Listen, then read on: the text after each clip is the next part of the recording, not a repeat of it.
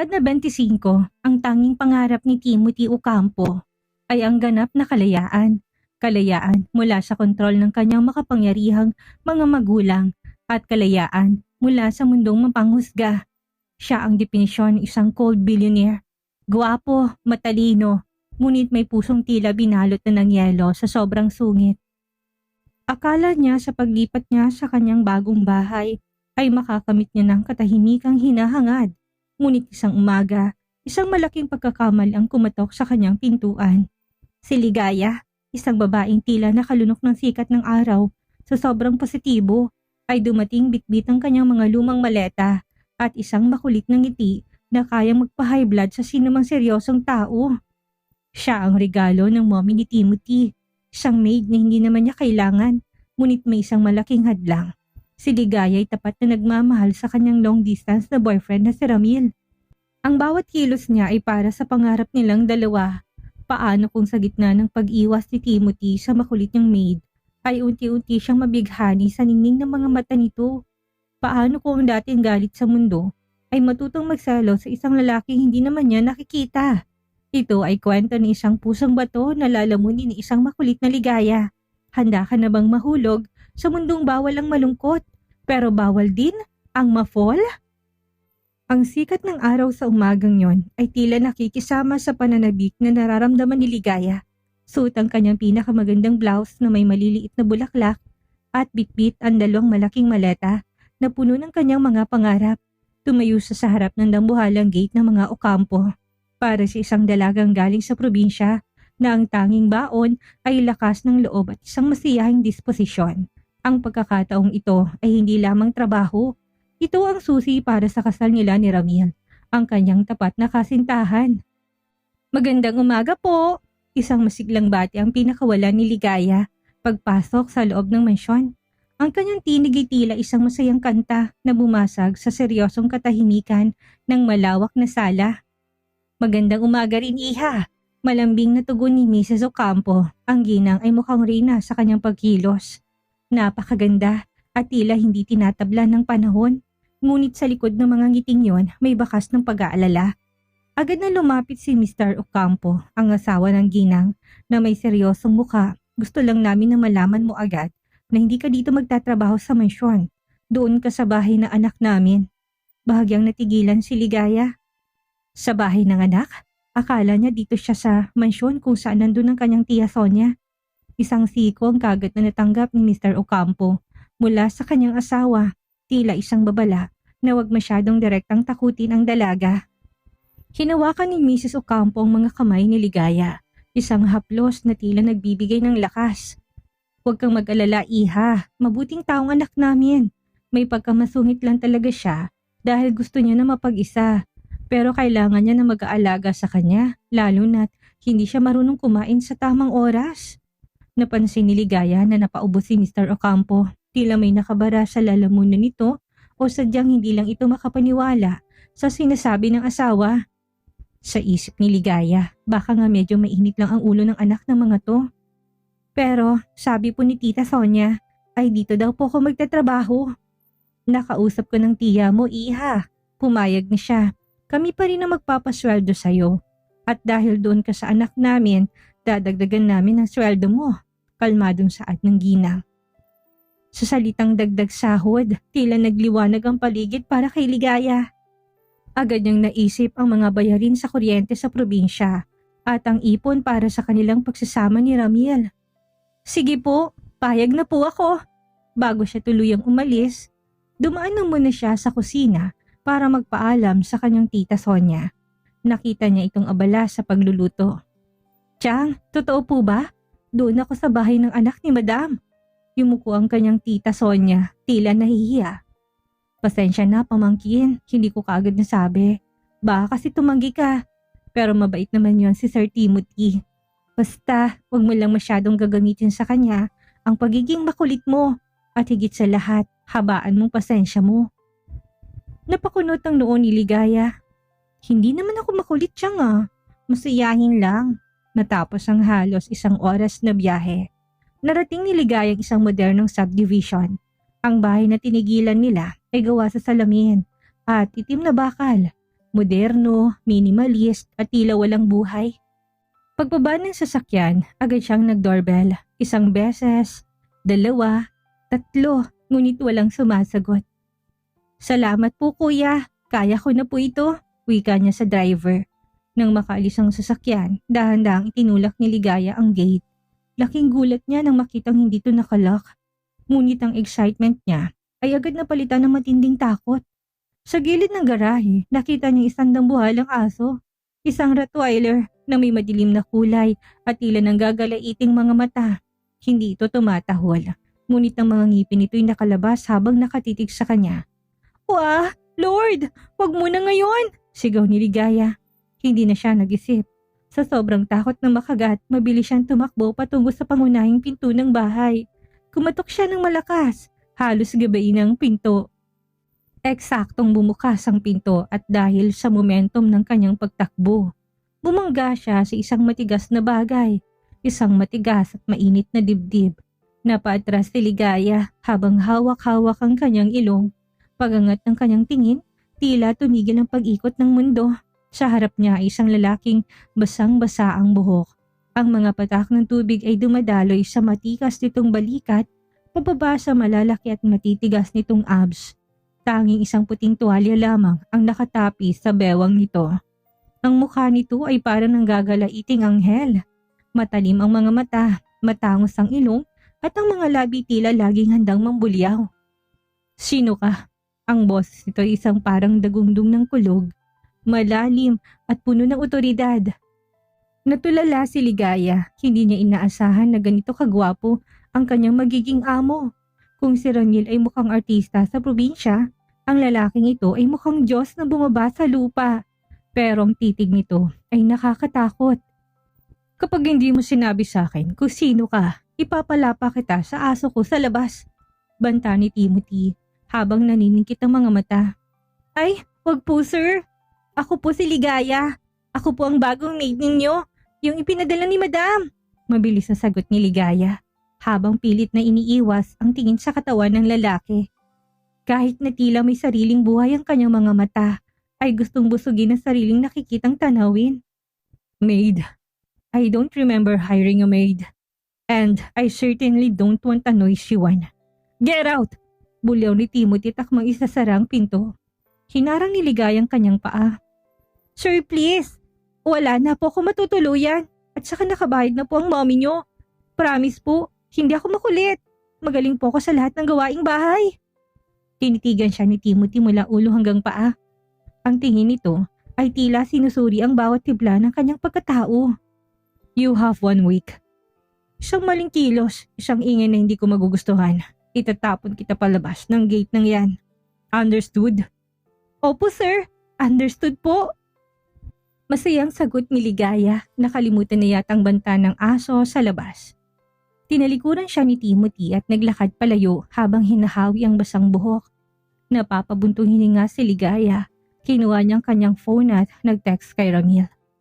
"Ramil, mahal, nandito na ako sa bahay ni Sir Timothy. Sobrang sungit niya, parang lagi may dalaw. Pero kaya ko to, para sa kasal natin. I love you." Hindi alam ni Ligaya na sa loob ng bahay na yon, ang kanyang masayahing puso'y hahamunin ng isang lalaking ang tanging alam ay magalit sa mundo. At hindi niya rin alam na ang katawan ni Timothy na nakita niya ngayon ay magiging sanhi ng kanyang mga panaginip na hindi niya maaring sabihin kay Ramil. Hindi magkamayaw si Ligaya sa pag-aayos ng kanyang mga gamit sa maliit na silid na nakalaan para sa kanya. Kahit na maliit, malinis ito at may sariling ventilador. Malayo sa mainit na silid niya sa probinsya. Pero hindi ang kwartong nagpapabilis ng tibok ng puso niya, kung hindi ang alaala ng kanyang basang-basang amo kanina. "Ay nako Ligaya, ayusin mo sarili mo. May Ramil ka na, okay?" Bulong niya sa sarili habang kinukurot ang sariling pisngi. Kahit na mukhang hinulog mula sa langit ang abs na Sir Timothy, kay Ramil ka pa rin dapat mahulog. Nilabas ng litrato nila ni Ramil at hinalikan nito bago ipinatong sa maliit na cabinet. Pagkatapos ay agad siyang lumabas para simulan ang kanyang misyon. Ang mapaamo ang halimaw ng mansyon. Pagdating niya sa malawak na sala, nadatan niya si Timothy na nakasuot ng isang simpleng itim na t-shirt at jogging pants. Kahit na nakadamit na ito, bakas pa rin ng matikas na hubog ng katawan nito. Nakaupo ito sa sofa habang may hawak na laptop. Ang mga kilay ay halos magsalubong sa sobrang seryoso. Sir Timothy, malamig na tawag ni Ligaya. Hindi siya nilingon ng lalaki. Ang mga daliri nito ay mabilis na nagtatype sa keyboard. I thought I told you to stay in your room or work quietly. Bakit mo kayo ni-istorbo? Kasi po, sir, 6:00 na ng gabi. Oras na po para maghapunan. Ano pong gusto niyong lutuin ko? Magaling po ako sa adobo, sinigang o kahit na itong special fried rice ko na may halong pagmamahal. Nakangiting biro niya. Dahan-dahang inangat ni Timothy ang kanyang paningin. Ang kanyang mga mata ay tila matatalim na kutsilyo. First of all, don't talk to me about pagmamahal. It's a useless emotion. Second, I don't eat heavy dinner. Isang salad lang ang ihanda mo and make it quick. Salad lang, sir? Parang pagkain lang po yun ng kambing sa amin Baka po manghina kayo niyan. Ang laki-laki pa naman ang katawan niyo. Will you shut up and just do your job? Bulyaw ni Timothy na nagpatahimik sa dalaga. Dali-dali nagmarcha si Ligaya patungo sa kusina. Grabe siya, kambing bang tingin niya sa sarili niya? Ang sungit-sungit. Akala mo naman laging pinagsakluban ng langit at lupa. Bulong ni Ligaya habang naghihiwa ng mga gulay. Dahil sa pagiging makulit at likas na creative, hindi nakinig si Ligaya. Bukod sa salad, nagluto rin siya ng isang napakabangong sinigang na hipon. Ang amoy nito ay gumapang sa buong bahay. Tila nanunukso sa sikmura ni Timothy. Nang ihanda na niyang pagkain sa hapag, lumabas si Timothy mula sa kanyang study room. Agad na kumunot ang noon nito nang makitang usok mula sa mainit na sabaw. I said salad, right? What is this? Tanong ni Timothy na nakaturo sa sinigang. Bonus ko na po yan, sir. Sayang naman pong hipon sa ref ninyo. Baka mapanis. Tikman nyo na lang po. Promise, mawawalang pagiging masungit nyo kapag natikman yung asim kilig na luto ko. Masayang sagot ni Ligaya habang sandok ang hawak. I don't like oily food. Take it away, matigas na utos ng lalaki. Sir naman, kahit isang higop lang. Kapag hindi masarap, sige po, aalis na ako bukas na bukas din. Hamon ni Ligaya. Napakong tingin ni Timothy sa dalaga. Ang determinasyon sa mga mata ni Ligaya ay kakaiba. Sa inis niya, kinuha niya ang kutsara at humigop na isang beses. Bahagyang lalaki ang kanyang mga mata. Ang timpla ay perpekto. Saktong asim, sariwa ang hipon at may kakaibang linamnam na hindi niya matikman sa mga mamahaling restaurant. Pero dahil sa pride, muli niyang pinatigas ang kanyang muka. It's fine, but don't do it again. Fine lang, sir. Muntik na nga po kayo mapapikit sa sarap Tawa ni Ligaya. Enough. Kumain ka na dun sa kusina at iwanan mo na ako dito. Gabi na ngunit hindi pa rin makatulog si Ligaya. Lumabas siya sa balkonahe para magpahangin. Doon ay nakita niya si Timothy na nasa garden. Nakatayo sa tabi ng aso nitong si Thor. Ang lalaki tila kinakausap ang aso sa isang malungkot na paraan. Alam mo, Thor, mas okay na tayo lang dito. Walang nangingialam. Pero pinadalhan pa tayo ng mommy ni isang maingay na babae. Rinig niyang sabi ni Timothy. Hindi nakatiis si Ligaya at lumapit siya. Sir, hindi naman po sa nangingialam ako. Gusto ko lang po makatulong. Mabilis na lumingon si Timothy, gulat na may nakarinig sa kanya. Bakit ka nandito? Nanunubo ka ba? Hindi po nakita ko lang po na parang malungkot kayo. Alam niyo po ba sa probinsya? Kapag malungkot kami, kumakanta lang kami o kaya tumitingin sa mga bituin. Wika ni Ligaya habang tumitingala sa langit. Tingnan niyo, sir, ang ganda ng buwan, no? Parang kayo, maliwanag pero ang layo-layo. Natahimik si Timothy sa unang pagkakataon. Hindi niya nabulyawan ang dalaga. May kung anong kakaiba sa boses ni Ligaya na tila nagpapakalma sa kanyang nanggagalayiting sistema. Go to sleep, Ligaya. Maaga ka pa bukas. Mahinang sabi ni Timothy bago to naglakad papasok ng bahay. Naiwang nakangiti si Ligaya. Ayun tinawag niya ako sa pangalan ko. Score! Agad siyang bumalik sa kwarto at kinuha ang phone. May miss call mula kay Ramil. Tinawagan niya ito kaagad. Hello, Ramil! Oo, okay lang ako dito. Ang amo ko? Ayun, napakain ko na ng sinigang. Konti na lang mapapaamo ko na rin yun. I love you, Ramil. Kita-kita tayo sa pangarap natin. Habang masayang nakikipag-usap si Ligaya sa kanyang boyfriend. Hindi niya alam na si Timothy nakasandal sa labas ng kanyang pintuan. Nakikinig. Isang kakaibang kirot at inisang naramdaman ng lalaki nang marinig ang salitang I love you mula sa dalaga. May boyfriend na palang makulit na to, bulong ni Timothy sa sarili habang mariing nakakuyom ang kanyang kamao. Why do I even care? Doon nagsimulang gabi na puno ng katanungan para sa puso ng isang billionaire na ayaw magmahal at para sa isang maid na akala'y sapat ng kanyang Ramil. Ang sikat ng araw na tumatagos sa bintana ng kusina ay tila nakikipagkompetensya sa ningning ng mga mata ni Ligaya. Habang nagluluto ng almusal, sinangag na maraming bawang, pritong itlog at tuyo ay hindi niya mapigilang mapakanta. Ang boses niya, bagamat hindi pang concert, ay puno ng buhay na tila gumigising sa bawat sulok ng tahimik na bahay ni Timothy. Sa ilalim ng puting ilaw, sa dilaw na buwan. Pagkanta ni Ligaya habang winawasiwas pa ang sandok. Can you please stop that noise? Isang baritonong boses ang bumasag sa kanyang kanta. Nilingon ni Ligaya ang pinto at doon niya nakita si Timothy na nakasuot na ng kanyang business suit. Napakagwapo nito sa puting polo na bahagyang nakabukas ang unang 2 botones at ang slacks na tila sadyang ginawa para sa kanyang mahabang binti. Ngunit gaya ng dati, ang mukha nito'y tila isang makulimlim na langit. Sir, good morning. Breakfast is ready. Masarap to. Sinigang ala Ligaya. Masayang bati ng dalaga. Hindi sumagot si Timothy. Sa halip lumapit siya sa mesa tinitigan ng pagkaing nakahanda. Tuyo? You're serving me dried fish in my own house? Ay sir, huwag niyo pong minamaliit ang tuyo. Ito pong paborito naming pampagana sa probinsya. Tikman niyo po muna bago kayo magreklamo. Sagot ni Ligaya sabay lapag ng plato sa harap ng amo. Umupo si Timothy na tila napipilitan, ngunit bago pa man siya makasubo, biglang tumunog ang cellphone ni Ligaya na nasa ibabaw ng counter.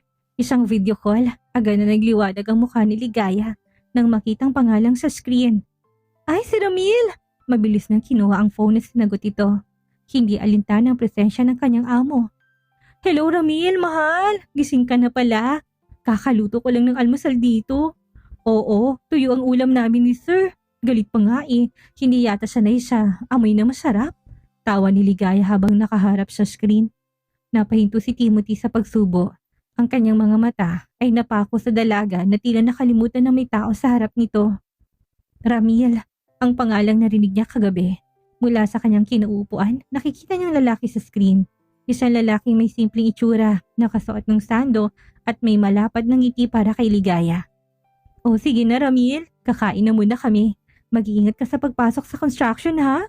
Mahal na mahal kita. Mwah! Pagtatapos ni Ligaya sa tawag bago muling hinarap ang amo. Pasensya na sir, si Ramil po yun, yung boyfriend ko. 4 years na po kami ngayong buwan. Pagmawalaki ni Ligaya habang nakangiti ng abot tenga. Minitaw ni Timothy ang kanyang kutsara. Ang gana niya sa pagkain ay tila biglang naglaho na. I don't care about your personal life, Ligaya. And next time, don't take personal calls during work hours. It's unprofessional. Nawala ngiti ni Ligaya. Sorry po sir, excited lang kasi ako na makausap siya. Malayo po kasi siya eh.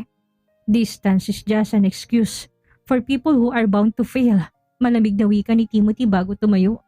Hindi niya na tinapos ang kanyang pagkain. I'm leaving. Clean the house and don't touch anything in my study room.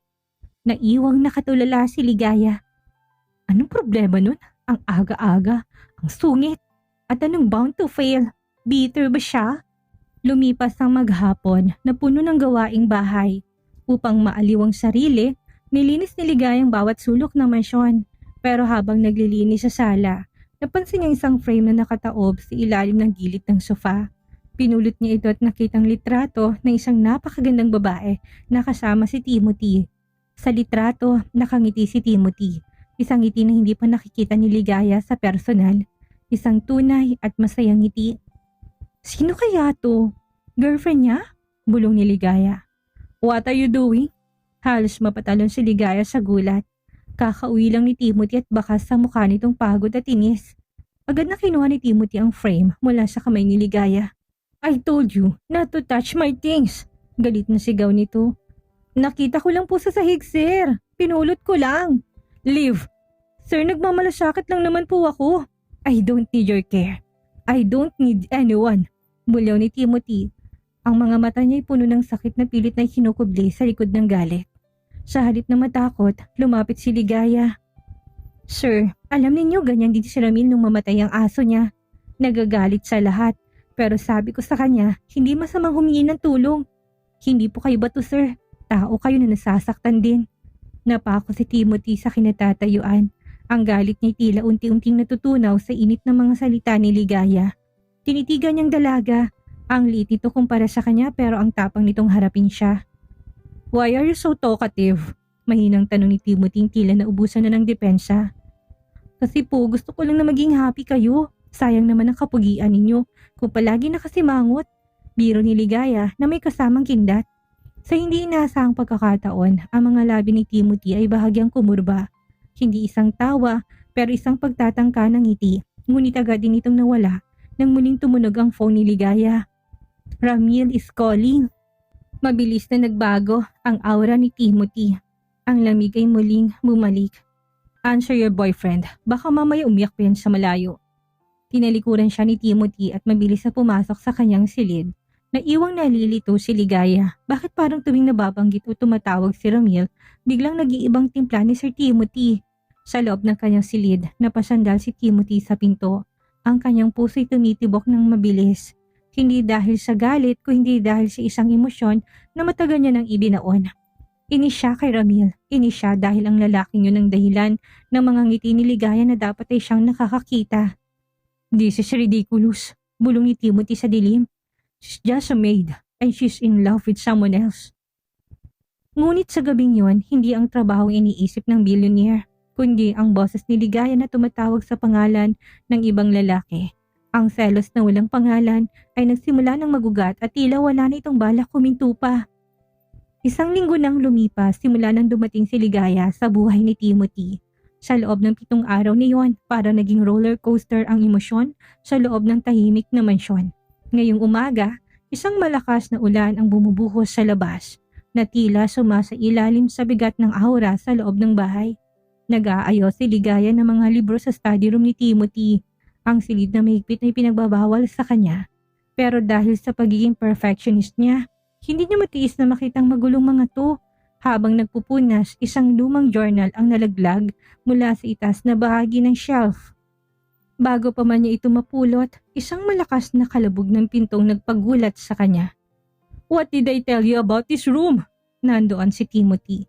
Hingal na hingal, basang-basa ng ulan at ang mga mata ay nag-aapoy sa galit. Mabilis siyang lumapit at marahas na kinuhang journal mula sa sahig. Sa sobrang bilis ng kanyang pagkilos, naisandal niya si Ligaya sa bookshelf. Ang distansya sa pagitan ng kanilang mga mukha ay halos ilang pulgada na lamang. Ramdam ni Ligaya ang init ng hininga ni Timothy at ang amoy ng mamahaling pabango na humahalo sa amoy ng ulan. Ang kanyang puso'y nagwawala sa kaba. Sir, pasensya na po. Nakita ko lang na maalikabok kaya naisipan kong... I don't need your excuses. Lumabas ka ngayon din, bulaw ni Timothy. Pero hindi siya lumalayo. Nanatili siyang nakatitig sa mga mata ni Ligaya na tila may hinahanap doon. Bakit ba galit na galit kayo sa lahat ng bagay? Matapang na tanong ni Ligaya. Kahit na nanginginig ang kanyang boses. Dahil ba yan sa babaeng nasa picture? Yung nakita ko ng isang araw. Sir, hindi niyo kailangan maging mag-isa para hindi masaktan. Natigilan si Timothy. Ang kanyang pagkakahawak sa journal ay humigpit hanggang sa mamuti ang kanyang mga buko-buko. You know nothing about me, Ligaya. You're just a maid. You're here to clean, not to psychoanalyze me. Opo, maid lang ako. Pero tao rin ako, sir. Nakikita ko yung lungkot sa mga mata ninyo tuwing akala niyo walang nakatingin. Bakit niyo pinaparusahan ang sarili niyo? Biglang bumitaw si Timothy at inilikuran siya. Huminga siya ng malalim. Pilit na pinapakalmang sarili. That woman, she's the reason why I don't trust anyone. She's the reason why I built these walls. And you, with your loud voice and annoying smiles, you're trying to break them down. I won't let you. Bahagyang lumambot ang puso ni Ligaya. Lumapit siya ng isang hakbang, sapat na para maramdaman ng lamig na nagmumula sa basang damit ni Timothy. Sir, baka naman kaya ako pinadala dito ni Madam ay para ipakita sa inyo na hindi lahat ng tao ay aalis. Na may mga taong mananatili kahit na gaano pa kayo kasungit. Lumingon si Timothy, ang galit ay napalitan ng isang mapait na ngiti. Like you, you'll stay? Paano yung Ramil mo? Hindi ba magpapakasal na kayo? Once you get enough money from my parents, you leave too. Hindi nakasagot si Ligaya. Tinamaan siya sa sinabi ng amo. Totoo naman, nandito siya para sa pera. Para sa kinabukasan nila ni Ramil. Pero bakit parang may kung anong kirot sa kanyang dibdib nang marinig yun mula kay Timothy? See? We all have our prices, Ligaya. Now get me a towel and make some coffee. I'm freezing. Utos ni Timothy bago ito naglakad patungo sa banyo. Habang gumagawa ng kape, tumunog ang phone ni Ligaya. Isang text mula kay Ramil. Ligaya, baka hindi na ako makatawag mamaya. Maraming overtime sa site. Mag-ingat ka dyan. I love you. Binasa ni Ligaya ang text pero hindi siya kaagad nakaramdam ng dati niyang saya. Sa halip ang isip niya ay lumilipad patungo sa lalaking nasa kabilang kwarto na nag-iisa sa kanyang kalungkutan. Nang ihatid niya ang kape kay Timothy, nakita niya itong nakaupo sa tapat ng fireplace. Nakasuot ng bathrobe at nakatingin lang sa apoy. Ang dating nakakatakot na bilyonaryo ay mukhang isang batang naliligaw ngayon. Sir, kape niyo po. Mainit pa yan. Mahinang sabi ni Ligaya. Thank you. Tipid na sagot ni Timothy. Sa unang pagkakataon, hindi siya sumigaw. And I'm sorry for shouting earlier. I value my privacy. Nalaki ang mga mata ni Ligaya. Nagsorry ba talaga si Sir Timothy? Ay, okay lang po yun sir. Sanay na ako sa inyo. Para kayong bulkang mayon. Magandang tingnan pero anytime pwedeng sumabog. Napatawa ng mahina si Timothy. Isang tunay na tawa. You really something, Ligaya. You don't get intimidated, do you? Bakit naman po ako matatakot? Tao lang din naman kayo. Pareho lang tayo na may dalawang mata, isang ilong at isang puso. Kahit na yung puso ninyo parang frozen meat sa ngayon. Frozen meat? Napailing si Timothy. Kumain ka na ba? Hindi pa po. Sabay na tayo sir. Nagluto ako ng sopas. Perfect sa ganitong panahon. Dahil sa gutom at sa kakaibang gaan ng loob na nararamdaman, tumango si Timothy. Fine, but only if you stop talking about your boyfriend for at least 30 minutes. Ang siloso niya talaga kay Ramil sir. Sige na nga, deal. Habang kumakain sila ng sopas, sa tapat ng fireplace hindi nila namalayan na ang ulan sa labas ay humupa na. Ngunit sa loob ng bahay, isang bagong bagyong nagsisimulang mabuo. Isang bagyo ng mga damdaming hindi dapat nararamdaman. Lalo na't may isang Ramil na naghihintay sa malayo. At isang bilyonaryong kailanman hindi pa natututong magmahal ng totoo. Ligaya, tawag ni Timothy habang nakatingin sa apoy. Po sir, what if I ask you to stay? Not as a maid but just stay. Natigilan si Ligaya. Ang kutsari na patigil sa ere. Ang katahimikan sa pagitan nila ay naging mabigat. Puno ng mga salitang hindi pa kayang bitawan. Ang tanong ni Timothy ay nanatiling nakabitin sa hangin. Tila isang sumpa na nagpatahimik sa buong silid. What if I ask you to stay? Not as a maid but just stay? Hindi malaman ni Ligaya kung bibitawan niya bang hawak na mangkok ng sopas o hihinga ng malalim. Ang mga mata ni Timothy na dati puno ng yelo, ngayon ay tila nagbabaga sa kakaibang emosyon. Pagsusumamo, takot at isang uri ng pangungulila na hindi kayang sabihin ng mga labi. Sir, ano pong ibig niyo sabihin? Nautal na tanong ni Ligaya. Pilit niyang hinahanap ang dati niyang sigla, pero tila pati ang kanyang dila ay napako sa sahig. Umiwas sa tingin si Timothy at muling tumitik sa apoy ng fireplace. Never mind, it's the rain talking. Masyado lang sigurong tahimik ang bahay na to, kaya kung ano-anong naiisip ko. Ngunit hindi tanga si Ligaya. Alam niyo may ibig sabihin ng mga sulyap at mga biglang paglambot ng boses ng kanyang amo. Sir, kung ang ibig niyo pong sabihin ay ayaw niyo nang mag-isa, nandito naman po ako. Hindi naman po ko aalis hanggat hindi niyo ako pinapaalis. Pero sir, alam niyo naman pong dahilan kung bakit ako nagtatrabaho, hindi ba? Ramil, pagbanggit ni Timothy sa pangalan, tila isang mapait na gamot sa kanyang dila. Laging si Ramil, hindi ba pwedeng para sa sarili mo naman? Ligaya, why do you have to carry the weight of someone else's future on your shoulders? Dahil mahal ko siya, sir. At kapag mahal mo isang tao, ang pangarap niya, pangarap mo na rin. Seryosong sagot ni Ligaya. Sa puntong yan parang may isang invisible na pader na muling tumayo sa pagitan nila. Tumayo si Timothy, ang kanyang aura ay muling bumigat. Love, such a deceptive word. Sige na Ligaya, magpahinga ka na. May mahalaga akong pupuntahan bukas at kailangan ko ng maagang almusal. Kinabukasan naging abala si Ligaya. Pero habang naglilinis siya ng kwarto ni Timothy, nakatanggap siya ng tawag mula sa kanyang tiya Sonia. Ligaya, iha, kumusta ka na dyan sa bahay ni Sir Timothy? Balita ko, hindi pa rin siya ganong kumakain ng maayos. Ay Chang, napapakain ko na po siya ng sinigang at sopas. Medyo nagiging tao na nga po eh. Pero Chang, may tatanong po sana ako. Sandaling tumigil si Ligaya at sumulyap sa pinto. Sino po ba yung babaeng nasa litrato sa study room niya? Yung maganda na kasama niya? Narinig ni Ligayang buntong hininga ng kanyang tiyahin. Ay, si Samantha yon. Ang dating kasintahan ni Sir Timothy, iha. Halos ikasal na sila noon. Pero sa mismong araw ng kasal, hindi sumipot ang babae. Sumama pala sa isang mayamang negosyante sa ibang bansa. Simula noon, sinarado na ni Sir Timothy ang puso niya sa lahat. Akala niya lahat ng babae ay pera lang ang habol. Nanlambot ang tuhod ni Ligaya. Kaya pala ganun katindi ang galit ni Timothy sa mundo. Kaya pala ganun na lang ang panunumbat nito tungkol sa presyo ng mga tao. Nang hapong iyon, umuwi si Timothy na may bitbit na mga dokumento. Mukhang pagod na pagod ito, hindi nakatiis si Ligaya. Lumapit siya at kinuha ang bag nito. Sir, luto na po pala yung paborito niyong ulam. Nilagang baka na maraming pechay. Mainit pa yon, paglalambing ni Ligaya. I am not hungry, Ligaya. Just give me some wine. Matigas na sagot nito habang nakasandal sa sofa at nakapikit. Hindi pwede, sir. Alak agad. Baka butot balat na kayo niyan pagdating ng susunod na buwan. Kumain na muna kayo kahit na konti lang. Para naman lumakas yung abs nyo. Baka lumaylay yan. Biro ni Ligaya na nagpilit kay Timothy na imulat ang kanyang mga mata. Hindi mo talaga alam kung kailan ka titigil, ano? Hindi po talaga, kasi po sir, alam ko na. Sinabi na po ni Tia Sonia tungkol kay Samantha. Mahinang saad ni Ligaya. Biglang tumigas ang anyo ni Timothy. Tumayo siya at mabilis na kinorner si Ligaya sa pader. Ang kanyang mga kamay ay nakatukod sa magkabilang gilid ng ulo ng dalaga. Wala kang karapatan na pag-usapan ng nakaraan ko. Sinabi ko na sa'yo, trabaho lang ang pinunta mo dito. Galit kayo kasi totoo, hindi ba? Diretsong sagot ni Ligaya. Hindi natatakot sa nag-aapoy na tingin ng amo. Galit kayo kasi natatakot kayo na magtiwala ulit.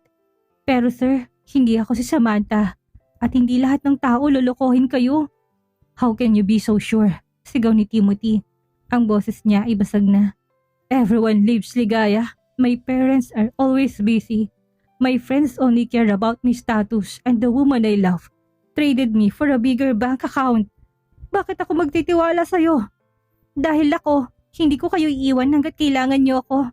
Bulong ni Ligaya. Sa sobrang lapit nila, naririnig niya mabilis sa tibok ng puso ni Timothy. Sa hindi inaasahang pagkakataon, dahan-dahang ibinaba ni Timothy ang kanyang ulo hanggang sa magdikit ang kanyang mga noo. Isang mabigat na katahimikan ang namayani. Tangi ang tunog ng kanilang paghinga ang maririnig. Don't make promises you can't keep, Ligaya. Pabulong na wika ni Timothy, lalo na't alam nating dalawa na sa dulo ng lahat ng ito. Babalik ka rin sa kanya. Sa dilim ng gabing yon, sa gitna ng sala, isang katotohanan ang nagsisimulang lumitaw. Si Timothy ay unti-unti nang nalulunod sa presensya ni Ligaya, at si Ligaya naman ay nagsisimulang malito sa tibok ng sarili niyang puso. Pagpasok ni Ligaya sa kanyang kwarto, nakita niyang cellphone niya na nagri-ring. Si Ramil, pero sa unang pagkakataon hindi niya ito sinagot. Tinitigan niya lang ang screen hanggang sa mamatay ang ilaw nito, habang ang kanyang isip ay nanatiling nakatali sa lalaking nasa kabilang kwarto na binalot ng sariling kadiliman. Naging mailap ang antok para kay Ligaya pagkatapos na nangyari sa sala kagabi. Ang pakiramdam ng noo ni Timothy na nakadikit sa kanya ay tila isang tatak na hindi mabura-bura sa kanyang balat. Tuwing ipipikit niya ang kanyang mga mata, ang boses ng bilyonaryong puno ng sakit ang kanyang naririnig. Ligaya, ano ba itong pinapasok mo? Tanong niya sa sarili habang nakatingin sa salamin. Ang kanyang mga mata ay medyo namumugto dahil sa puyat. Kasambahay ka lang dito, huwag kang assuming. Maaga siyang bumaba para maghanda ng almusal. Nagluto siya ng paborito ni Timothy na pancakes. Pero nilagyan niya ito ng twist. May toppings na mangga at honey. Habang abala siya, pumasok si Timothy sa kusina. Hindi ito nakasuot ngayon. Suot nito isang simpleng gray na hoodie at salamin sa mata na lalo nagpadagdag sa boy next door. Charm ito na bihirang makita. Good morning, sir. Bati ni Ligaya. Pilit ay binabalik ang dati niyang masayang tono. Tumangulang si Timothy, tumupo sa stool. About last night, kalimutan mo na yon. I was just exhausted. Alin po dun, sir? Yung muntik na tayo magkauntugan o yung sinabi niyo na hindi niyo ko kayang pagkatiwalaan? Diretsong tanong ni Ligaya habang nilalapag ang plato. Natigilan si Timothy sa pag-inom ng kape. Tumingin siya kay Ligaya at sa pagkakataong ito, wala ang salamin na harang sa kanyang mga mata. Both, just do your job. Opo sir, copy po, sagot ni Ligaya pero may kasama itong mahinang bulong. Sungit talaga, akala mo bipolar? Bandang tanghali habang nagdidilig ng mga halaman sa garden si Ligaya. Kasama ang asong si Thor na ngayon ay maamon na sa kanya. Biglang bumukas ang gate, isang lalaking nakamotor ang pumasok. Si Ramil. Ligaya! Sigaw ni Ramil habang tinatanggal ang helmet. Ramil? Anong ginagawa mo dito? Gulat na gulat nang tumakbo si Ligaya patungo sa kasintahan. Sabi mo may overtime ka. Naka-discount kami sa site kaya pinauwi kami ng maaga. Namiss kita eh. Gusto lang kitang makita kahit na sandali lang. Nakangiting sabi ni Ramil sabay yakap ng mahigpit kay Ligaya. Sa loob ng bahay, nakatayo si Timothy sa tapat ng malaking bintana sa kanyang library. Nakakuyom ang kanyang kamao habang pinapanood ang eksena sa labas. Ang makitang nakayakap si Ligaya sa ibang lalaki nagdudulot ng isang matinding kirot sa kanyang dibdib na hindi niya maipaliwanag. Ito ang selos na pilit niyang tinatanggi. Biglang lumabas si Timothy ng bahay. Ang kanyang mga hakbang ay mabigat at puno ng otoridad. Who allowed you to enter to my property? Malamig na tanong ni Timothy. Napabitaw si Ligaya sa yakap at humarap sa amo. Sir, si Ramil po, boyfriend ko. Bibisita lang po sana siya na sandali. Tumingin si Timothy kay Ramil mula ulo hanggang paa. This is not a park and definitely not a place for romantic rendezvous. Ligaya, you are on duty. And you, baling niya kay Ramil. Leave, now. Sir, pasensya na po. Gusto ko lang pong dala ng pagkain si Ligaya. Paliwanag ni Ramil, pilit na nagpapakumbaba. I provide everything she needs. She doesn't need your cheap food. Umalis ka na bago ko patawagin ng security. Bulyaw ni Timothy. Sir Timothy, sobra na po kayo. Sigaw ni Ligaya, pumagitna sa dalawang lalaki. Tao si Ramil. Hindi aso para itaboy niyo ng ganyan. Lalong nagdilim ang mukha ni Timothy. Oh, so you're choosing him over your job? Fine, if you want to be with him. Go ahead. Pero wag na wag kang babalik dito. Nalaki ang mga mata ni Ligaya. Ramdam niyang panginginig ng kanyang mga kamay. Lumingon siya kay Ramil na halatang napahiya at nasaktan. Ramil, sige na. Mauna ka na. Mag-usap tayo mamaya. Ligaya. Sige na please. Pakiusap ni Ligaya. Walang nagawa si Ramil kung hindi ang sumakay sa motor at umalis. Pero baka sa tingin nito ang pag-aalala. Nang makaalis si Ramil, hinarap ni Ligaya si Timothy. Ano bang problema nyo? Bakit kailangan maging ganun kayo kasama? Wala naman siyang ginagawang masama sa inyo. Ang problema ko ay ang kawalan mo ng disiplina. You're here to work, not to flirt in my garden. Sigaw ni Timothy. Pero ang totoo gusto niyang sabihin na nasasaktan siyang makitang may ibang nagpapasaya kay Ligaya. Flirt? Boyfriend ko yun, sir. 4 na taon na kami. Hindi niyo alam kung gaano kami nagsasakripisyo para sa isa't isa. Porket ba, bilyonaryo kayo? Pwede niyo nang tapakan ng nararamdaman namin? Umiiyak na si Ligaya. Ang kanyang mga luha ay tila mga bala na tumatago sa puso ni Timothy. I don't care about your 4 years. I don't care about your sacrifices. Biglang hinablot ni Timothy ang braso ni Ligaya at hinila ito palapit. Ang alam ko lang, ayoko nakikita kang kasamang lalaking yun sa pamamahay ko. Ayoko makita kang nakangiti sa kanya habang ako pinagtutulakan mo. Bakit? Bakit ayaw nyo? Hamon ni Ligaya sa gitna ng hikbi. Nagkatitigan silang dalawa, ang tensyon ay halos sumabog na. Biglang lumambot ang hawak ni Timothy sa braso ni Ligaya at dahan-dahang lumipat ang kanyang kamay sa pisngi ng dalaga. Pinapahid ang mga luha nito gamit ang kanyang hinlalaki. Dahil gusto ko, ako lang ang tinitingnan mo. Bulong ni Timothy sa boses na punong-puno ng pagkatalo. Dahil ang ingay mo lang, ang tanging bagay na nagpaparamdam sa akin na buhay pa ako. At hindi ko kaya makitang ibinibigay mo yun sa iba. Napatigil si Ligaya sa pag-iyak, ang mundo ay tila tumigil sa pag-ikot. Sa gitna ng garden, sa ilalim ng mainit na sikat ng araw, isang pag-amin na binitawan na babago sa lahat. Ngunit sa gitna ng kanilang pagtititigan, biglang tumunog ang phone ni Ligaya, isang message mula kay Ramil. Ligaya, mag-iingat ka dyan. Mahal na mahal kita. Hihintayin kita.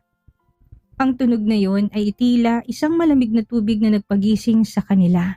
Mabilis na lumayo si Timothy, tila nandidiri sa sariling inasal. Go back inside. I don't want to see your face for the rest of the day. Malamig na utos si Timothy bago mabilis na naglakad papasok ng bahay. Iniwang tuliro at basag ang puso ni Ligaya. Ang gabing yun ay tila pinakamahaba sa buhay ni Ligaya. Nakahiga siya sa kanyang maliit na kama. Nakatingin sa kisame habang paulit-ulit na bumabalik sa kanyang isipan ang mga salita ni Timothy. Dahil gusto ko, ako lang ang tinitignan mo. Ang bawat kataga ay tila may dalang kuryente na nagpapanginig sa kanyang buong pagkatao.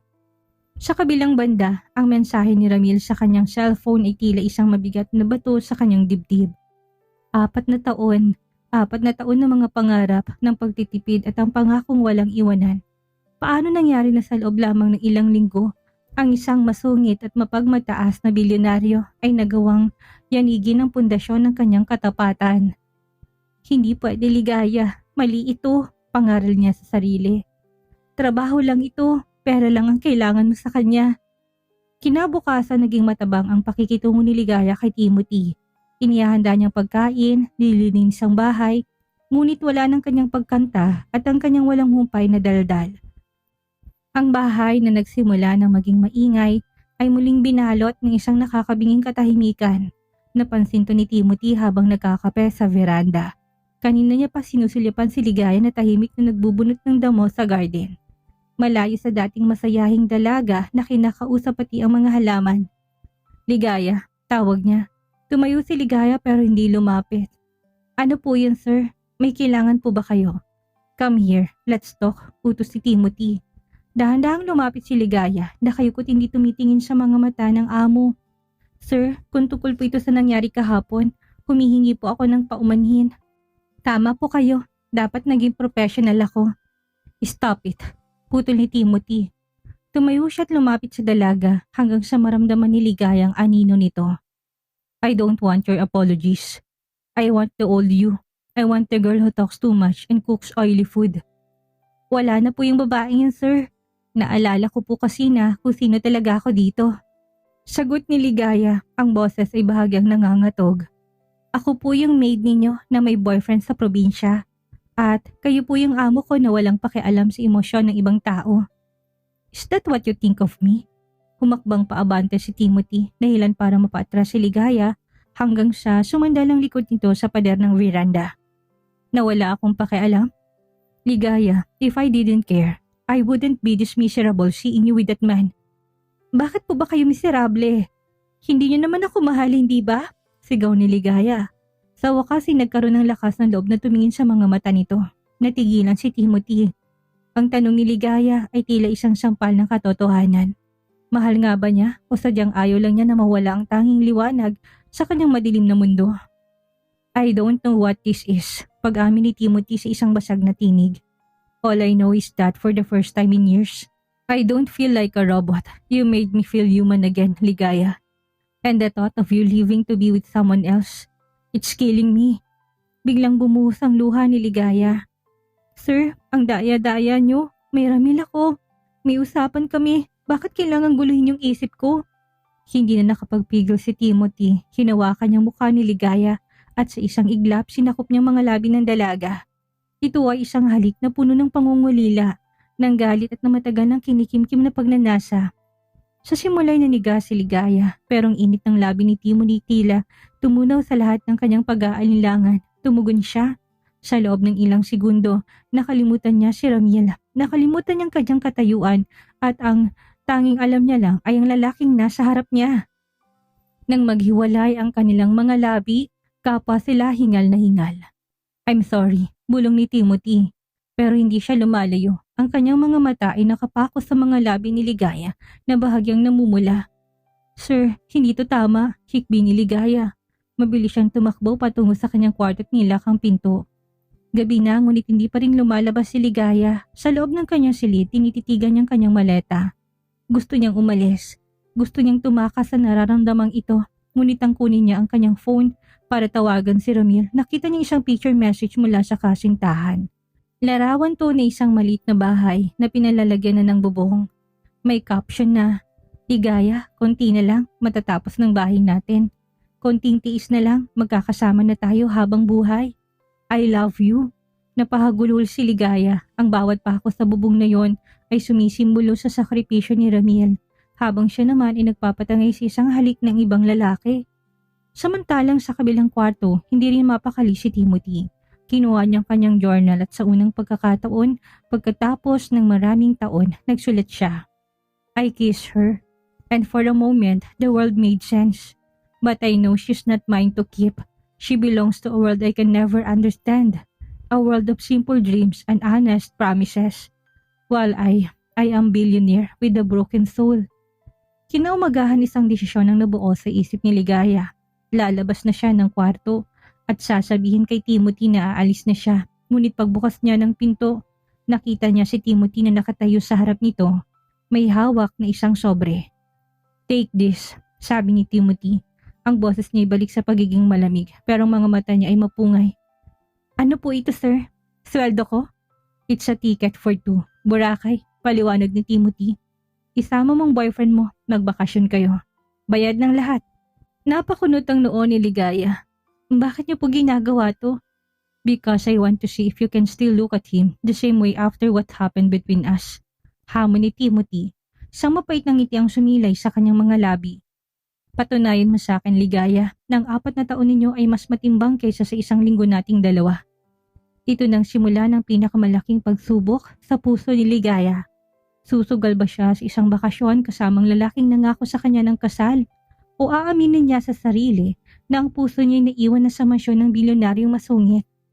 Hindi makapaniwala si Ligaya habang hawak ang 2 tiket patungong Boracay. Sa halip na matuwa, tila mga piraso ng nagniningas na uling ang mga to sa kanyang palad. Alam niyang hindi ito simpleng regalo.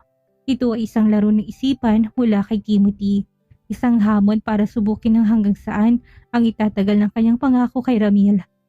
Bakit kailangan gawin mo ito, sir? Tanong ni Ligaya habang sinusundan ng amo sa sala. Huminto si Timothy at lumingon. Ang kanyang mga kamay ay nasa bulsa ng kanyang slacks. Consider it a bonus. Gusto ko ng pera para sa kasal ninyo. Hindi ba? Binigay ko ng bakasyong hindi nyo kayang bayaran. Go, Ligaya. Enjoy the paradise with your perfect boyfriend. Ang tono ni Timothy ay puno ng sarkasmo pero ang kanyang mga mata ay tila sumisigaw ng selos. Hindi na nakasagot si Ligaya. Tinawagan niya si Ramil at gaya ng inaasahan, labis ang tuwa ng lalaki. Sa loob ng 4 na taon, ito ang unang pagkakataon na makakalabas sila ng probinsya para mag-relax. Pagdating sa Boracay, sinalubong sila ng mapuputing buhangin at asul na dagat. Nakayakap si Ramil sa balikat ni Ligaya habang naglalakad sila sa dalampasigan. Ligaya, pangarap lang natin ito noon, no? Napakabait talaga ng amo mo. Dapat ay pasalamatan natin siya ng gusto pagbalik natin. Pilit nang umiti si Ligaya. Oo, Ramil, mabait naman talaga siya. Sa sarili niyang paraan, ngunit sa bawat tawa ni Ramil. Sa bawat pagkukwento nito tungkol sa itinatayo nilang bahay, ang isip ni Ligaya ay lumilipat pabalik sa mansyon. Naaalala niyang mukha ni Timothy tuwing gabi, ang mapungay na mga mata nito at ang halik na tila nagnakaw ng kanyang kaluluwa. Mahal, okay ka lang ba? Untag ni Ramil na mapansin na tahimik ang dalaga habang kumakain sila ng hapunan sa tapat ng dagat. Ah, oo, pagod lang siguro sa biyahe. Pagsisinungaling ni Ligaya. Kinuha ni Ramil ang kamay ni Ligaya at hinaplos ito. Konti na lang, mahal, pagkatapos ng kontrata mo kay Sir Timothy. Magpapakasal na tayo. Hindi ka na magsisilbi sa ibang tao. Ako naman na magsisilbi sa'yo. Dapat ay kinikilig si Ligaya. Dapat ay itong mga salitang gusto niyang marinig. Pero bakit parang nasasakal siya? Bakit parang hinahanap-hanap niya ang boses ni Timothy na naguutos at bumubulyaw sa kanya? Kinagabihan habang mahimbing na natutulog si Ramil sa kabilang kama ng kanilang hotel room. Dahil maprinsipyo si Ramil at ayaw nito na may mangyari bago ang kasal. Lumabas si Ligaya sa balkonahe. Hindi niya mapigilang i-dial ang number ni Timothy. Sa ikatlong ring sumagot ang bilyonaryo. Hello, ang boses nito ay paos. Tila galing sa pagkakaidlip o baka naman ay uminom na naman ito ng alak. Sir, si Ligaya po ito. Mahinang saad ng dalaga. I know who you are. Bakit ka tumatawag? Is your boyfriend not enough to keep you entertained? Malamig na asar ni Timothy. Sir, bakit niyo po ba ginagawa to? Hindi ako masaya dito. Pag-amin ni Ligaya, ang mga luha ay muling naglanda sa kanyang pisngi. Natahimik ang kabilang linya. Rinig ni Ligaya ang malalim na paghinga ni Timothy. Then come back, Ligaya. Iwan mo na siya dyan at bumalik ka na dito. Hindi ko po magagawa yon. Mahal ko si Ramil. Siya ang buhay ko bago pa kayo dumating. Giit ni Ligaya. Bagamat ang kanyang puso tila nadudurog. Liar, bulong ni Timothy. Kung mahal mo siya, hindi mo ko isipin ngayon. Kung mahal mo siya, hindi mo hanapin ang boses ko sa gitna ng gabi. You're in paradise, Ligaya, but you're thinking of the man who's in the hell because of you.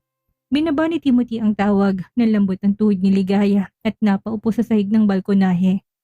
Tama si Timothy, isang malaking kasinungalingan ang lahat. Nandito siya sa Boracay kasama ang lalaking pinangakuan niya ng habang buhay.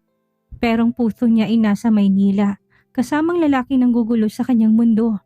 Kinaumagahan nagulat si Ligaya na makitang isang pamilyar na figura sa dining area ng hotel. Nakasuot ito ng salamin at linen shirt. May hawak na kape habang nakatingin sa dagat. Si Timothy. Sir, anong ginagawa niyo dito? Gulat na tanong ni Ligaya habang kasunod niya si Ramil. Dahan-dahang ibinaba ni Timothy ang kanyang kape at tumingin kay Ramil. Bago ibinaling ang paningin kay Ligaya, isang mapanganib ng ngiti ang sumilay sa kanyang mga labi. I own this hotel, Ligaya. Nakalimutan ko bang sabihin? Wika ni Timothy. And I decided I needed a vacation too. Hope you don't mind if I join you for breakfast? Ang tensyon sa pagitan ng tatlo ay halos maari nang hiwain ng kutsara. Si Ramil ay mukhang nalilito habang si Ligaya ay halos hindi na makahinga. Alam niyang pakay ni Timothy, hindi ito nandito para magbakasyon. Narito ito para tapusin ang sinimulan nito. Ang agawin siya mula sa buhay na akala niya ay sigurado na siya. Sure sir, join po kayo sa amin. Masayang anyaya ni Ramil na walang kaalam-alam sa nagaganap na digmaan sa ilalim ng mesa. Tumingin si Timothy kay Ligaya. Ang kanyang mga matay tila nanunukso. So, Ligaya, kamusta ang tulog niyo ni Ramil? Masarap bang kapiling ang lalaking mahal mo? Ito nang simula ng isang matinding gulo sa ilalim ng sikat ng araw. Isang bilyonaryo, isang construction worker, at isang maid na kailangang pumili sa pagitan ng utang na loob at ng tunay na tibok ng puso. Ang hapag-almusal na dapat ay puno ng kasiyahan ay naging mistulang arena ni isang tahimik na digmaan. Sa pagitan ni Ramil at Timothy, si Ligaya tila isang proseso na hindi alam kung saan titingin. Ang marangyang buffet ng hotel ay hindi nagawang pawiin ang pait na nararamdaman niya sa bawat sulyap ni Timothy. Balita ko, Ramil, ikaw ang nagpapatayo ng bahay niyo sa probinsya. Panimula ni Timothy habang eleganteng humihiwa ng kanyang steak. Ang kanyang boses ay kalmado pero may talim na hindi maitatago. Opo sir, pinagsisikapan po namin yung niligaya.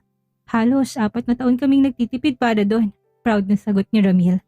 Kaya nga po malaki ang pasasalamat ko sa inyo dahil sa swaldong ibinibigay niyo kay Ligaya. Mas bumibilis ang pagbili namin ng materyales. Isang mapait na tawang pinakawala ni Timothy. Pera, lahat ba ng plano niyo ay nakabase lang sa pera? Hindi mo ba naisip na habang abala ka sa pagpapakapagod sa construction, ang babaeng pinapangarap mo ay nakakakita ng masigit pa sa kaya mong ibigay? Nabitawan ni Ligaya ang kanyang tinidor. Sir, tama na po. Bakit Ligaya? Masama bang itanong kung sapat na bang isang maliit na bahay para sa isang babaeng gaya mo na nakatikim na ng buhay sa mansyon? Muling hirit ni Timothy. Ang kanyang mga mata ay diretsong nakapako sa mga mata ni Ligaya. Napakunot ang noon ni Ramil. Nagsisimula na siyang makaramdam na may hindi tama. Sir Timothy, may problema po ba? Kung tungkol po ito sa trabaho ni Ligaya. Ang problema, Ramil, ay masyado kang kampante. Putol ni Timothy. Tumayo siya dahilan para mapatingin ng ibang mga turista sa kanilang mesa. Kampante ka na mahal ka niya dahil lang sa 4 na taon na yan. Pero alam mo ba kung ano nangyayari kapag wala ka? Alam mo ba kung paano siya tumingin sa akin sa loob ng bahay ko? Timothy, tumigil ka na! Sigaw ni Ligaya. Hindi niya na napigilan ang kanyang sarili. Ang luha ay nagsimula ng pumatak. Tumayo rin si Ramil. Ang kanyang mga kamao ay nakakuyom. Anong ibig mo sabihin, sir? Anong ginawa mo sa girlfriend ko? Ngumisi si Timothy. Isang ngising puno ng panunumbat at selos. Hindi ko siya pinilit, Ramil, pero hinalikan ko siya. At alam mo bang masakit? Tumugon siya. Tinanggap niyang halik ko. Dahil sa loob ng bahay na yon, hindi ikaw ang hinahanap niya, kundi ako. Isang mabilis na suntok ang dumapos sa panga ni Timothy. Napasandalang bilyonaryo sa mesa dahilan para mabasag ang ilang mga baso. Ramil, wag! Sigaw ni Ligaya habang pilit na humarang sa pagitan ng dalawa. Totoo ba, Ligaya? Bulyaw ni Ramil. Ang kanyang boses ay gumagaralgal sa sakit. Totoo bang sinasabi na mapagmataas na lalaking ito?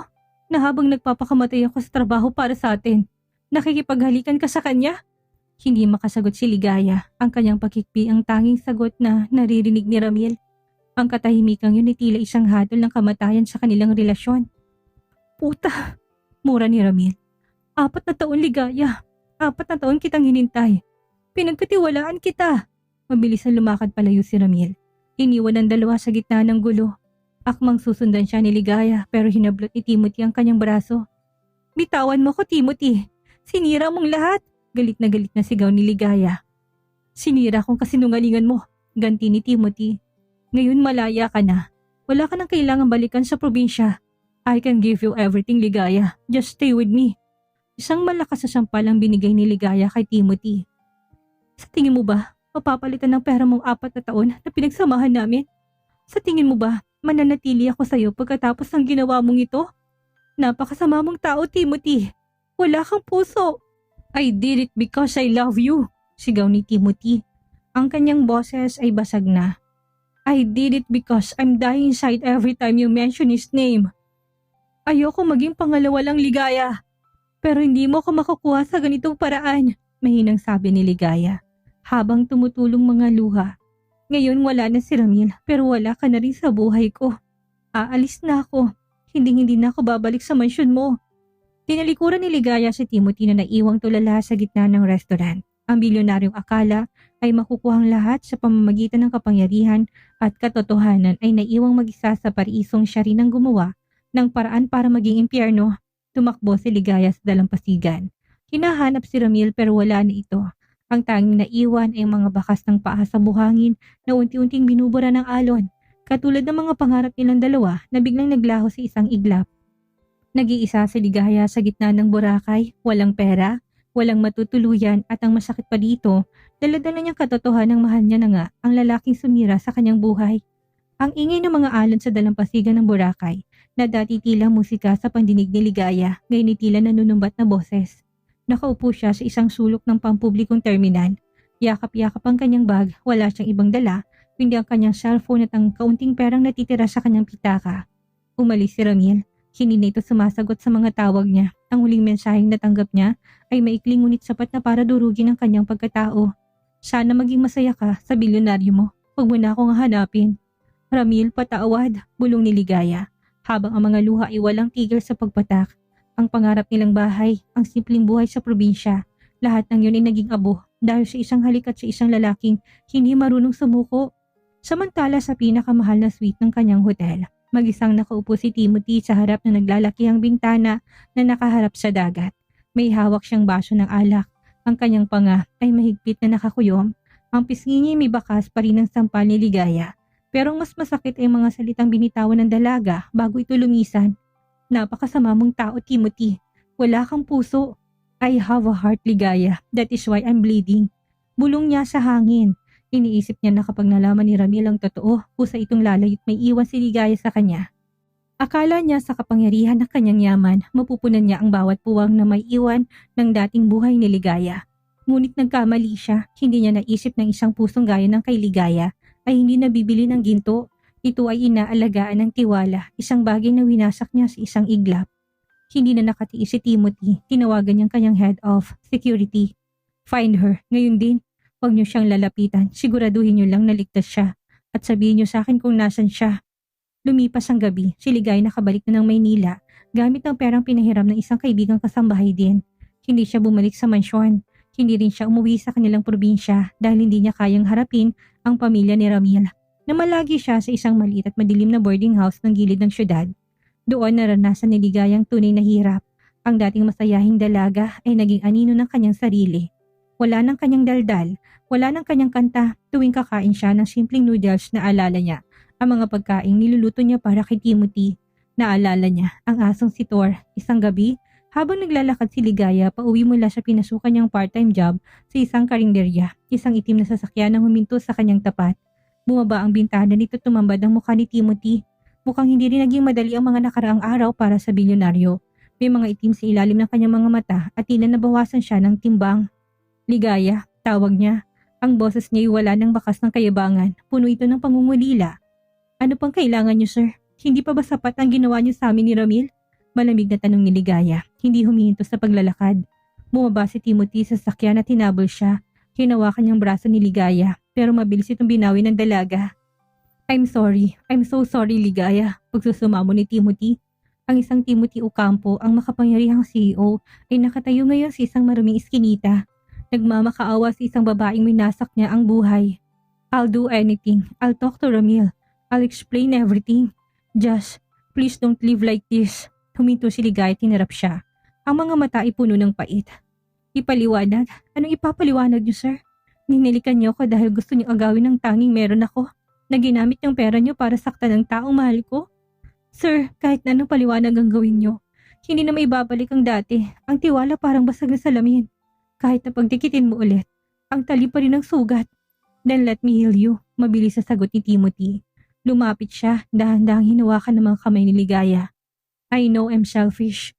I know I'm broken. Pero Ligaya, simula na umalis ka, ang mansyon ko'y naging isang sementeryo na naman. Wala nang buhay, wala nang ingay. I need you. Hindi bilang maid, kundi bilang buhay ko. Natawa ng mapait si Ligaya habang tumutulong mga luha. Buhay niyo? Sir, ang buhay niyo ay puro kontrol. Pero ang puso ko hindi niyo makokontrol. Maaaring mahal ko kayo, oo. Aaminin ko na mahal kita. Kahit na napakasama mo, pero mas mahal ko ang sarili ko at ang dangal na kinuha niyo sa akin. Binitawan ni Ligaya ang mga kamay ni Timothy. Huwag na kayong babalik dito. Hayaan niyo na ako magsimula ulit ng mag-isa. Naiwang nakatayo si Timothy sa gitna ng dilim habang pinapanood ang paglayo ng babaeng tanging nagparamdam sa kanya ng tunay na ligaya. Ang ulan ay nagsimulang pumatak, tila nakikiramay sa bilyonaryong nakuha ang lahat ng material na bagay sa mundo pero nawalan ng dahilan para mabuhay. Sa gabing yun, kapwa sila mag-isa, magkaibang mundo pero parehong wasak ang puso. Isang pagsisisi na huli na nga bang lahat? 3 buwan ang lumipas, ang dating makulay at maingay na buhay ni Ligaya ay napalitan isang payapa ngunit malungkot na rutina. Nagtatrabaho na siya ngayon sa isang maliit na flower shop sa Maynila. Sa gitna ng mga rosas at sunflower, pilit nang hinahanap ang nawalang sigla ng kanyang puso. Isang hapon, habang nag-aayos siya ng isang bouquet, isang pamilyar na boses ang narinig niya mula sa pinto. Ligaya. Hindi na kailangan lumingon pa ni Ligaya. Para malaman kung sino yon, ang boses na yun ay tila paulit-ulit na bumubulong sa kanyang mga panaginip gabi-gabi. Pagharap niya, nakita niya si Timothy. Pero hindi itong Timothy na nakilala niya. Wala itong suot na mamahaling suit. Suot nito isang simpleng t-shirt at maong at may hawak itong maliit na notebook. Ano na naman ang ginagawa mo dito, Timothy? Mahinang tanong ni Ligaya. Hindi ako nandito para manggulo, sabi ni Timothy. Ang kanyang mga matay wala ng bahas ng kayabangan, kundi puro ng kapayapaan. Nandito ako para ibigay ito sa'yo. Inabot niya ang notebook, binuksan to ni Ligaya at nalaki ang kanyang mga mata. Laman itong mga resibo ng deposito sa bangko at isang titulo ng lupa sa probinsya sa pangalan ni Ramil. Anong ibig sabihin nito? Pinuntahan ko si Ramil sa probinsya niyo noong nakarang buwan. Pagtatapat ni Timothy, nag-usap kami, hindi bilang bilyonary at worker, kundi bilang 2 lalaki nagmahal sa isang babae. Inamin ko sa kanyang lahat na ako nang gulo, na ako namilit na ikaw. Ikaw ay nanatiling tapat sa kanya hanggang sa huling sandali na nagawa kong sirain ang lahat. Napahawak si Ligaya sa counter. Anong sabi niya? Galit pa rin siya at natural lang yun, pero tinulungan ko siyang tapusin ang bahay niyo. Binigyan ko siya ng puhunan para sa sarili niyang construction business. Hindi para bayaran ang sakit kundi para ibalik ang buhay na kinuha ko sa inyo. Huminga ng malalim si Timothy. Sabi niya, kung talagang mahal kita, dapat ay hayaan kitang magdesisyon para sa sarili ko. At sinabi niya rin na pinapatawad ka na niya, Ligaya. Pinapalaya ka na niya mula sa pangako niyo dahil alam niyang hindi ng pangalan niyang sinisigaw ng puso mo. Humagulhol si Ligaya. Ang bigat na dinadala niya sa loob ng 3 buwan ay tila biglang gumaan. Ang kapatawaran ni Ramil ang tanging bagay na kailangan niya para makahinga ulit. Bakit mo ginagawa to, Timothy? Gastos lang yan sa'yo, hikbi ni Ligaya. Dahil ang tunay na pag-ibig ay hindi kontrol, Ligaya. Ngayon ko lang natutunan yon. Gusto kong maging masaya ka kahit hindi sa piling ko. Nandito ako ngayon para magpaalam. Aalis ako papuntang ibang bansa para asikasuhin ang business doon. I just wanted to make sure you're okay before I leave. Tumalikod na si Timothy at naglakad patungo sa pinto. Ramdam ni Ligaya ang bawat takbang nito na tila binubura ang huling pagkakataon nila. Timothy, tawag ni Ligaya. Humintong lalaki pero hindi lumingon. Bakit hindi mo tinatanong kung anong desisyon ko? Dahan-dahang lumingon si Timothy. Ang kanyang puso'y tila tumigil sa pagtibok. Dahil natatakot akong malaman, hindi pa rin akong pipiliin mo. Lumapit si Ligaya sa kanya, bitbit ang isang piraso ng puting rosas. Sabi mo, pinatunayan mo na sa akin na nagbago ka na. Sabi mo, binigay mo na kay Ramil ang lahat ng kinuha mo, pero may isang bagay kang nakalimutan. Ano yun? Yung maid mo, yung maingay, makulit at laging nagluluto ng oily foods. Wala na siyang amo, sabi ni Ligaya na may kasamang piling ngiti sa gitna ng mga luha. Sino na mag-aalaga kay Thor? Sino na mangungulit sa'yo kapag hindi ka humakain sa tamang oras? Nalaki ang mga mata ni Timothy. Ligaya, ang ibig mong bang sabihin? Mahal kita, Timothy. Kahit na napakasama mong bilyonaryo noon at mas mahal kita ngayon dahil natututunan mong maging tao para sa akin. Hindi na nagaksaya ng panahon si Timothy. Binuhat niya si Ligaya at inikot-ikot sa loob ng flower shop. Hindi alintanang mga customer na nakatingin sa kanila. Ang kanyang tawa'y umalingaw-ngaw. Isang tunay, malakas at masayang tawa na matagal niya nang kinalimutan. I won't ever let you go, Ligaya. This time I'll do it right. No lies, no control, just us. Kinalikan ni Timothy si Ligaya sa noo, isang halik na puno ng pangako at respeto. Sa gitna ng mga bulaklak, ang dalawang pusong wasak ay muling nabuo. Ang bilyonaryong masungit at ang maid na makulit ay sa wakas ay natagpuan ang kanilang sariling paraiso. Isang paraisong hindi nabibili ng pera, kundi tinatayo ng pag-ibig at katotohanan. Isang taon nang mabilis na lumipas mula nang maganap ang madamdaming tagpo sa flower shop. Ang bahay ni Timothy na dati tila isang malamig na museo ng kalungkutan, ngayon ay punong-puno na ng buhay, kulay at higit sa lahat, ingay. Timothy, ang sabi ko wag mong papakainin ng chocolate si Thor. Baka sumakit ang tiyan yan, sigaw ni Ligaya mula sa kusina habang abala sa pagluluto. She's giving me those puppy eyes, love. I couldn't resist. Sagot ni Timothy mula sa garden. Nakasuot lang ang bilyonaryo ng isang apron na may tatak na World's Best Husband. Habang nakikipaglaro sa kanilang aso, wala nang malamig na CEO na kinatatakutan ng lahat. Ang Timothy Ocampo ngayon ay isang lalaki marunong nang tumawa, marunong na magluto kahit nasunog ang unang batch ng pancakes. At higit sa lahat, marunong nang magmahal ng walang kondisyon. Pumasok si Timothy sa kusina at niyakap si Ligaya mula sa likuran habang ang dalaga ay naghahanda ng kanilang special na tanghalian. Sinandal niya ang kanyang baba sa balikat ni Ligaya at huminga ng malalim. Nilalasap ang amoy ng niluluto nito at ang amoy ng babaeng nagligtas sa kanya. You smell like sinigang, biro ni Timothy sabay halik sa leeg ni Ligaya. At ikaw naman, amoy aso, tawa ni Ligaya. Kumiwalay ka nga muna, baka tumalsik ang mantika sa'yo, mahirap at baka masirang billionaire skin mo. I don't care about the skin, as long as I have the cook. Hirit pa ni Timothy na lalong nagpangiti sa dalaga. Naging maayos na rin ang lahat sa pagitan nila at ng pamilyang Ocampo. Tanggap na si Ligaya ni na Mr. at Mrs. Ocampo na hanggang ngayon ay lihim na nagpapalakpakan dahil sa tagumpay ng kanilang planong ipadala si Ligaya sa bahay ng kanilang anak. Sabi ko na sa'yo, dear, Ligaya is the only one who can tame our beast. Bulong ni Mrs. Ocampo sa asawa habang pinapanood ng dalawa sa isang family gathering. Pero sa kabila ng lahat ng karangyaan, hindi kinilimutan ni Ligaya ang kanyang pinanggalingan.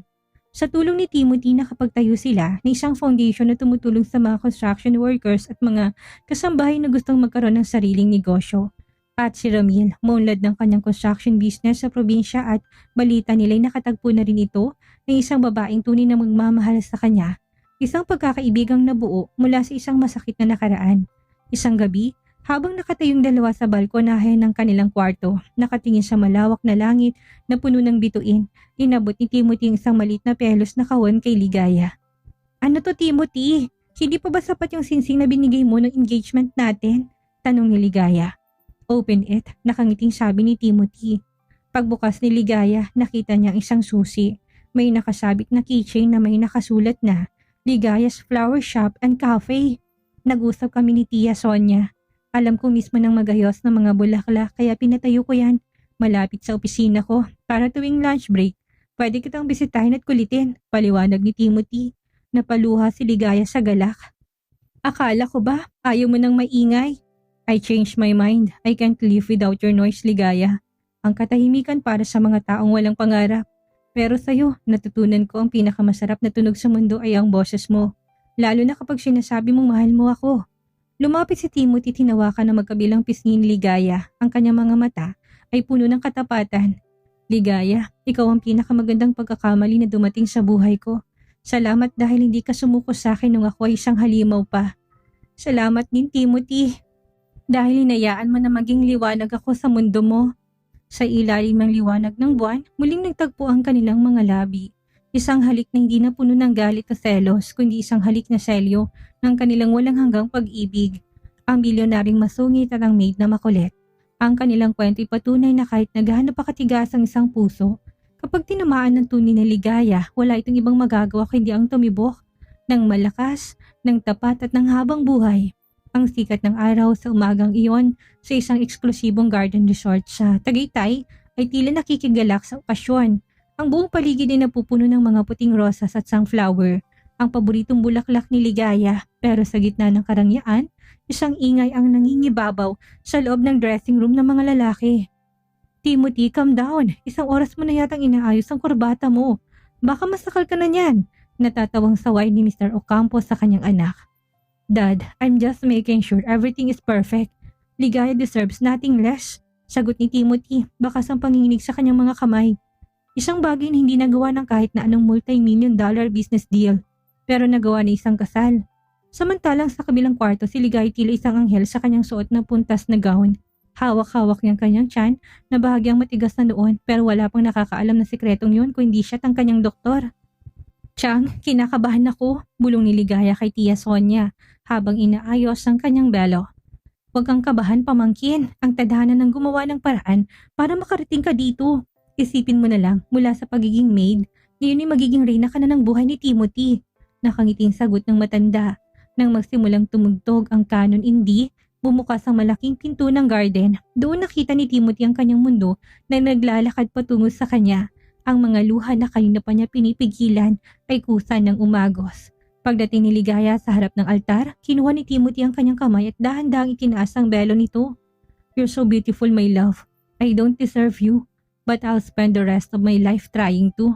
Masungit ka pa rin ba? Bulong ni Ligaya na may kasamang pilyong ngiti sa gitna ng iyak.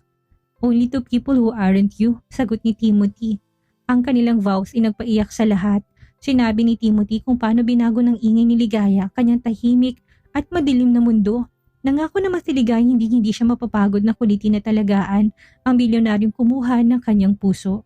Nang dumating ang sandali ng I do, isang malakas na hiyawan ng umalingaw-ngaw.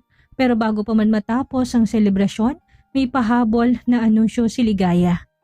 Timothy, wait! May wedding gift pa ako sa'yo, sabi ni Ligaya habang hawak ang mic. What is it? A new car? A trip? Tanong ni Timothy. Hindi, pero magiging 3 na tayo. O baka 4, sabat ni Ligaya. Sabay abot ni isang sonogram image. Nalaki ang mga mata ni Timothy habang tinitignan ang dalawang maliit na tuldok sa litrato. Twins? Ligaya, twins? Hindi na nakapagsalita si Timothy. Binuhat niya si Ligaya at inikot-ikot sa rahap ng lahat. I'm going to be a dad! And it's double! 9 na buwan ang lumipas. Ang tahimik na mansyon ni Timothy ay tuluyan na naging war zone. Mula sa isang dambuhalang aso na si Thor, ngayon may 2 pang munting nilalang na nagpapatakbo sa buhay ng mag-asawa. Timothy, si Teo umiiyak, baka gutom na. At si Talia, pakicheck ang diaper, mukhang may regalo na naman siya. Sigaw ni Ligaya habang nagtitimpla ng gatas. Si Timothy na dati laging nakasuot, ngayon na nakasuot ng t-shirt na may mantsa ng lungad ng baby habang karga sa magkabilang brasong kambal. I'm coming. Teo, stop crying. Buddy, Daddy's here. Talia, please, let's wait for 5 minutes, okay? Pagsusumamo ni Timothy sa kanyang mga anak. Nang maayos ng kambal, lumapit si Ligaya kay Timothy, tinalikan ito sa pisngi. Sabi ko sa'yo, mahirap maging tatay. Mas mahirap pa sa pagpapatakbo ng kumpanya ninyo. I know, pagod na sagot ni Timothy. Pero may malapad na ngiti sa kanyang mga labi habang nakatingin sa kambal na mahimbing nang natutulog. But this is the best job I've ever had. Teo has my eyes, and Talia, she definitely has your smile and your noise. Hoy, hindi ako maingay ha, ganti ni Ligaya. Yes, you are, and I love every decibel of it. Sabi ni Timothy sabay kabi kay Ligaya para sa isang yakap. Nakatayo sila sa gitna ng kanilang nursery room. Pinaliligiran ng mga laruan at gamit ng bata. Wala na silang mahihiling pa. Ang milyonaryong dating takot na magmahal ay nahanap ang kanyang tunay na kayamanan sa isang makulit na maid at sa 2 munting anghel na bunga ng kanilang pag-iibigan. Sa dulo ng lahat, ang buhay ni na Timothy at Ligaya ay napatunayan na ang pinakamagandang kwento ay hindi yung walang pagsubok, kundi yung kwentong kahit na anong mangyari, ang dulo ay laging maligaya. Ang kwento ni Ligaya at Timothy ay isang paalala ng pag-ibig ang pinakamalakas na parsa sa mundo. Kaya nitong magpabagsak ng mga pader ng pride, maghilom ng mga sugat ng kahapon at gawing maligaya ang isang buhay na dati puno ng kadiliman. Dito na po nagtatapos ang ating kwento. Sana'y naibigan ninyo. Muling maraming salamat po't magkita-kita po tayo sa susunod pa nating mga istorya.